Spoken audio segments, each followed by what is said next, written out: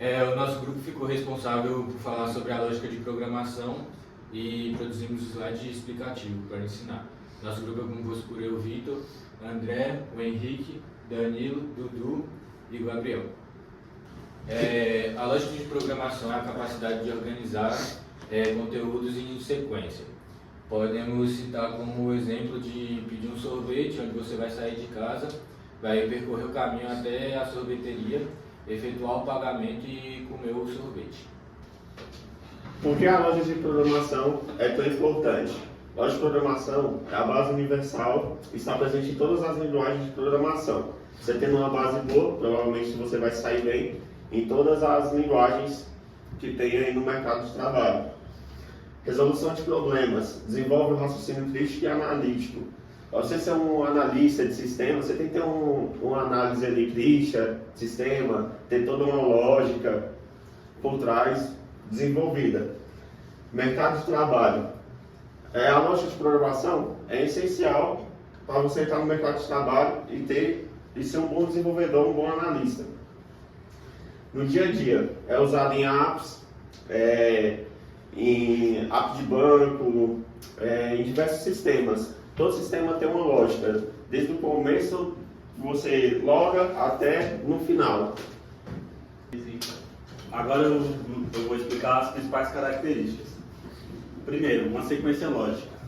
As instruções elas devem seguir uma ordem definida como os passos de uma receita de bolo, por exemplo. Uma clareza. As instruções elas precisam evitar ambiguidade no código. Uma organização que dá um código mais estruturado e mais fácil de ler e de manter.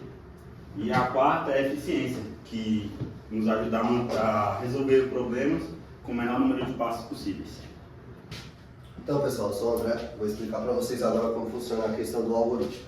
Bom, em lógica de programação, o algoritmo é nada mais nada menos que uma sequência finita de passos, ou seja, é a forma como você faz algo, do início até o fim, por isso finito, porque tem uma ordem sequencial e linear que você vai seguir de passos limitados.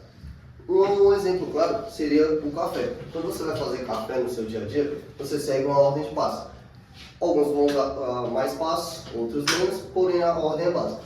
Por exemplo, você vai pegar água, vai ferver, depois você vai colocar o pó, vai colocar esse pó dentro do coador, vai despejar a água quente e em sequência você vai colocar, por exemplo, na garrafa de café e vai seguir para tomar o seu café tranquilamente. Então, o algoritmo é nada mais nada menos que uma sequência de passos lógicos para se concluir uma tarefa e resolver um problema. Então, o fluxograma não é nada mais nada menos que uma representação visual de um algoritmo. Como, por exemplo, aqui é um algoritmo de vendas.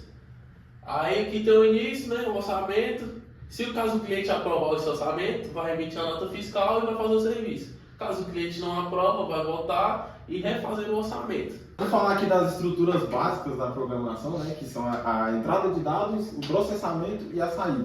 Um exemplo para vocês entenderem mais ou menos é quando você vai fazer um login, por exemplo. Tem a entrada de dados, que é quando você digita seu login e sua senha ali. Aí vai ter o processamento, que ele vai checar lá para ver se o login e a senha bate. E vai ter a saída. Se caso bater a senha, você vai conseguir fazer o login. Se não, vai dar a senha inválida. A gente vai falar das estruturas condicionais, né, da programação, que é basicamente quando você coloca uma condição no código, por exemplo. Se isso aqui acontecer, você vai executar um bloco de código. Se não, aí executa outro. Por exemplo, hoje vai chover? Se sim, você leva o guarda-chuva. Se não, aí você não leva. Bom, vou explicar um pouco sobre estrutura de repetição. Ela permite executar um bloco de código várias vezes sem precisar você ter que reescrevê-lo várias vezes, né? No caso aqui, o for, ele repete um número definido de vezes. Por exemplo, eu quero que imprima os números de 1 a 10, eu vou usar o last for. Aí o while, no caso, é uma condição que só é verdade, só vale se for verdadeira. Por exemplo, da senha. Ele só vai aguardar o usuário digitar a senha e só vai ser aprovado se a senha estiver correta. Então, pessoal, aqui a gente tem um exemplo de criação do código. Basicamente, como vocês podem ver, tem o código aqui, e ele funciona da seguinte forma. A gente tem o início, onde a gente declara as variáveis. Variáveis essas, que seriam nome e nota. O motivo desse layer é porque a gente está usando no Visual G. é a forma de você colocar uma entrada de dados, para que você possa digitar, por exemplo, o nome e digitar a nota, que é o que o nosso sistema de captação de notas vai fazer.